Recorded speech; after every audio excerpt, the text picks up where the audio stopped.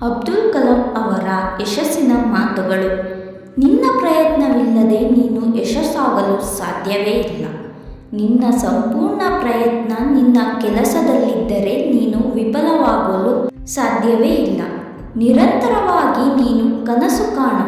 ನಿನ್ನ ಎಲ್ಲ ಕನಸುಗಳು ನಿನ್ನ ಯೋಚನೆಗಳಾಗಿ ಒಂದಲ್ಲ ಒಂದು ದಿನ ನನಸಾಗೇ ಆಗುತ್ತೆ ಅಂತ ಅಬ್ದುಲ್ ಕಲಾಂ ಅವರು ಹೇಳುತ್ತಾರೆ.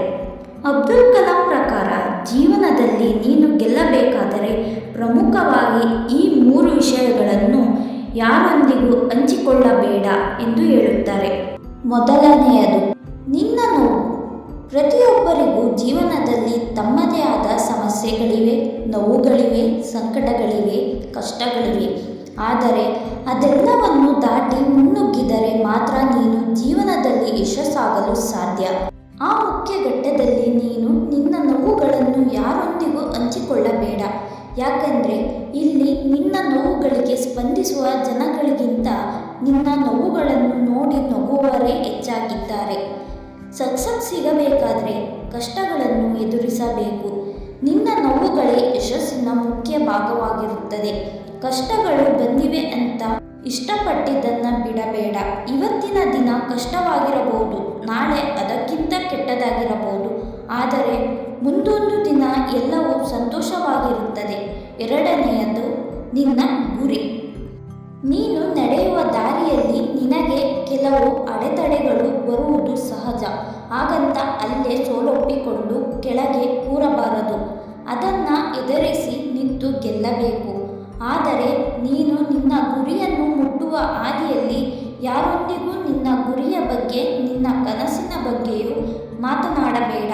ಯಾಕೆಂದರೆ ನಿನ್ನ ಗುರಿಯ ಬಗ್ಗೆ ನೀನು ಅವರಿಗೆ ಹೇಳಿದಾಗ ಅವರು ನಿನ್ನ ದಾರಿಯನ್ನು ತಪ್ಪಿಸುವಂಥ ಕೆಲಸ ಮಾಡುತ್ತಾರೆ. ನೀನು ನಿನ್ನ ಗುರಿಯನ್ನು ತಲುಪಬೇಕಾದರೆ ನೀನು ನಿನ್ನ ಒಂದೇ ಮನಸ್ಥಿತಿಯಿಂದ ನಿರಂತರವಾಗಿ ಪ್ರಯತ್ನಿಸಬೇಕು. ಮೂರನೆಯದು ನಿನ್ನ ಯಶಸ್ಸಿನ ಗುಟ್ಟು. ಅಬ್ದುಲ್ ಕಲಾಂ ಪ್ರಕಾರ ನೀನು ನಿನ್ನ ಯಶಸ್ಸಿನ ಗುಟ್ಟನ್ನು ಯಾರೊಂದಿಗೂ ಹಂಚಿಕೊಳ್ಳಬೇಡ.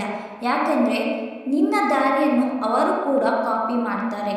ನಿನ್ನ ಮೊದಲ ಗೆಲುವಿನ ನಂತರ ವಿಶ್ರಾಂತಿ ತಗೊಬೇಡ. ಯಾಕೆ ಗೊತ್ತಾ? ಎರಡನೇ ಪ್ರಯತ್ನದಲ್ಲಿ ಒಂದು ವೇಳೆ ನೀನು ಸೋತು ಹೋದರೆ ನಿನ್ನ ಮೊದಲ ಗೆಲುವು ಕೇವಲ ಅದೃಷ್ಟ ಅಂತ ಹೀಯಾಳಿಸುವುದಕ್ಕೆ ಬಹಳ ಜನ ಕಾಯ್ತಾ ಇದ್ದಾರೆ. ಈ ವಿಷಯಗಳನ್ನು ನಿನ್ನ ಜೀವನದಲ್ಲಿ ಯಾರೊಂದಿಗೂ ಹಂಚಿಕೊಳ್ಳದೆ ಇದ್ದರೆ ನೀನು ನಿನ್ನ ಜೀವನದಲ್ಲಿ ಯಶಸ್ಸಿನ ಉತ್ತುಂಗದಲ್ಲಿರುವುದು ಪಕ್ಕ. ಕೊನೆಯ ಮಾತು. ಯಾವಾಗ ನಿನ್ನ ಸಹಿ ಆಟೋಗ್ರಾಫ್ ಆಗಿ ಬದಲಾಗುತ್ತೋ ಅವತ್ತೇ ನೀನು ಸಕ್ಸಸ್ಫುಲ್ ವ್ಯಕ್ತಿಯಾದಂತೆ ಎಂದು APJ ಅಬ್ದುಲ್ ಕಲಾಂ ಅವರು ಹೇಳುತ್ತಾರೆ.